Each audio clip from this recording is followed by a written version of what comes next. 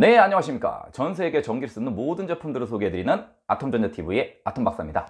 네, 이번 시간에는요, 이번에 10세대, 10세대 인텔에서 나온 CPU가 탑재되어 있는 신형 상품들을 선택을 하실 때, 어떤 부분을 보고 선택을 하시면 좋을까? 제가 나름대로 좀 공부를 해보니까 기존 대비 바뀌는 부분이 많기도 하지만 잘못하면은 더 비싼 돈을 주고 잘못된 모델을 선택할 수도 있을 것 같다라는 부분에서 기준을 좀 정리해 드리면 좋을 것 같아서 오늘 영상을 찍고 있습니다. 자, 그러면 기본적으로 이번에 새로 나온 여기 보이시는 10번째 세대의 모델들은 크게 두 가지로 보실 수가 있습니다. 첫 번째는 아이스레이크라고 하는 기본적인 가장 대표적인 모델이 있고, 코멘레이크라고 하는 좀 약간 저가 개념의 모델들로 보실 수가 있을 것 같아요. 뭐 고가 저가에 대한 부분이 이 두 가지의 그냥 단순한 부분으로 차이를 볼 수는 없지만, 그 두 가지의 가장 큰 차이는 기본적으로 그래픽 카드를 내장하고 있냐 아니냐에 대한 부분도 있지만, 그 전에 앞서서 일단 제조 공정 자체가 10나노미터 공정으로 되어 있냐 14나노미터 공정으로 되어 있냐에 대한 차이가 있습니다.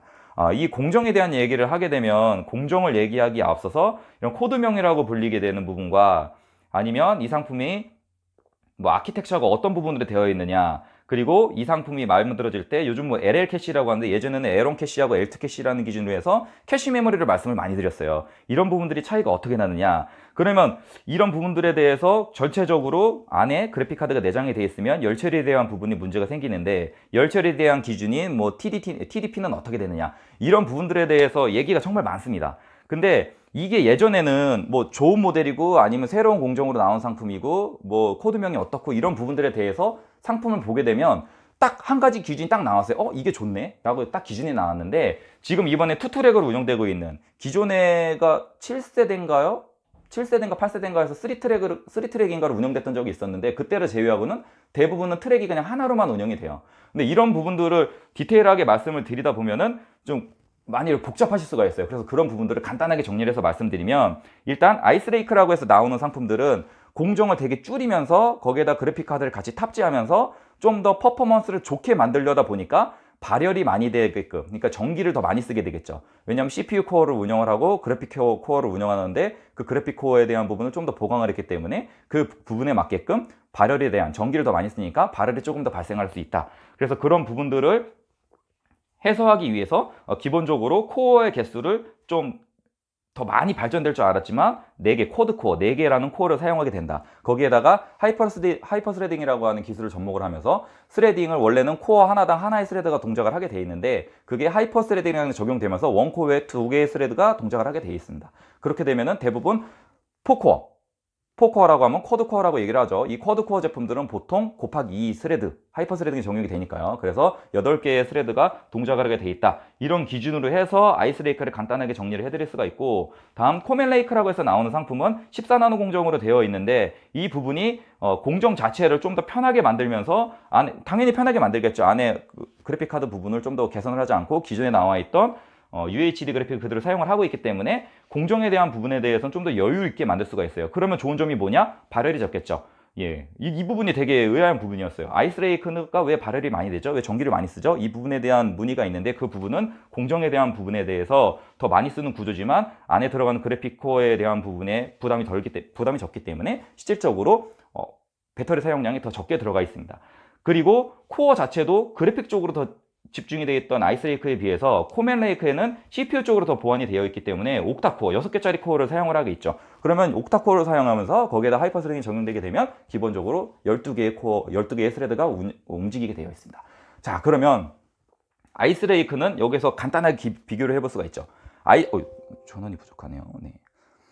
아이스레이크 모델은 기본적으로 외장 그래픽을 별도로 쓰지 않는 상품에서 내부적인 그래픽의 퍼포먼스를 상당히 끌어올려 놓은 상품이고, 그로 인해서 코어는 쿼드 코어에 하이퍼스레딩이 적용되어 있는 8개의 스레드를 사용하고 있는 제품이다. 그래서 이 제품 하나를 가지고 그냥 이 상품 하나로 외장 그래픽 없이 좀 간편하게, 좀 약간 그 전문가적인 화면까지 쓸 수 있는 그런 성능까지 볼 수 있는 상품으로 구성을 해서 나오는 상품이어서 주로 LG전자 상품에 채택이 많이 되어 있어요.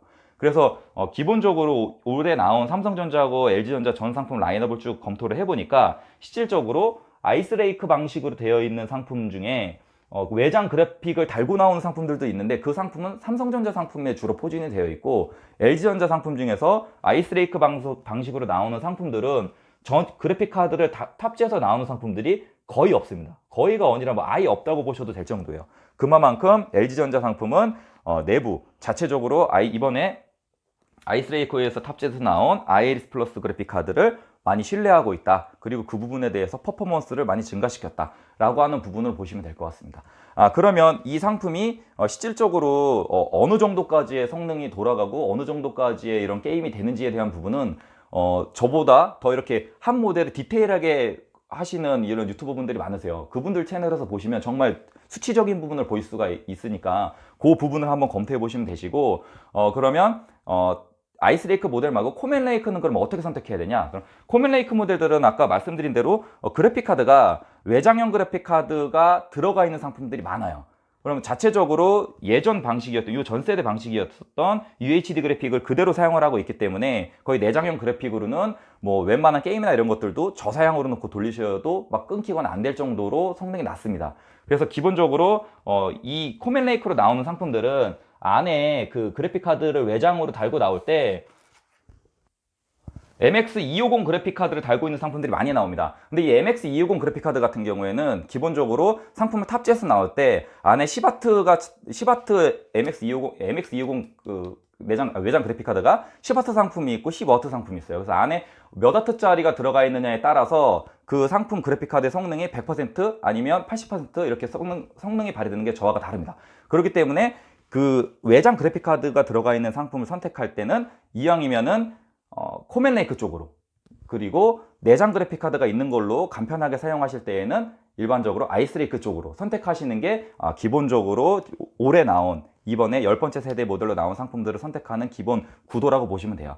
그러면 코멜레이크는 좀 더 코어 개수도 많고 외장 그래픽 카드도 들어가 있고 좀 더 게이밍 쪽이나 퍼포먼스 쪽으로 많이 더 잘 되겠구나, 이런 부분을 수치적인 부분이나 이런 스펙적인 부분을 보셔도 아실 수 있게끔 되어 있고, 아이스레이크 쪽으로 나와 있는 상품들은 기본적으로 그냥 하나에 탑재되어 있는 제품으로 별도 외장 그래픽 카드 없이도 이거 하나로 좀 중급 아니면 중상급 정도로 사용하셔도 무난하게 돌아가겠구나. 그러면 이제 가장 많이 궁금해하시는 부분이 그겁니다.